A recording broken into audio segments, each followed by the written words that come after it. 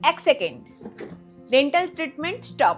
ভাবুন, সবকিছুই স্বাভাবিকভাবে চলছিল, হঠাৎ রোগীর কপালে ঘাম, হাত পা কাঁপছে, রোগী অস্বস্তি ফিল করছেন।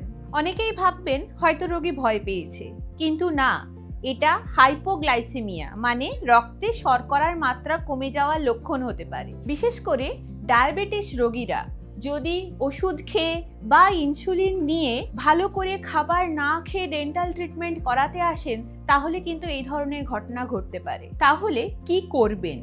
রোগী যদি কনসিয়াস থাকেন তাহলে ইমিডিয়েট 10 থেকে 15 গ্রাম গ্লুকোজ, চিনি, মিষ্টির রস, শরবত, জুস যা হাতের কাছে অ্যাভেলেবল থাকবে তাই দিন।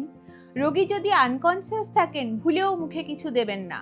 এয়ারওয়ে ঠিক রাখুন, অক্সিজেনের ব্যবস্থা করুন, গ্লুকাগন বা আইভি ডেক্সট্রোজের ব্যবস্থা করুন এবং দ্রুত নিকটবর্তী স্বাস্থ্যকেন্দ্রে পাঠান। একজন ভালো ডেন্টিস্ট শুধু ওরাল অ্যান্ড ডেন্টাল ট্রিটমেন্টই করেন না, তিনি পেশেন্টের জীবন রক্ষার জন্য সব সময় প্রস্তুত থাকেন।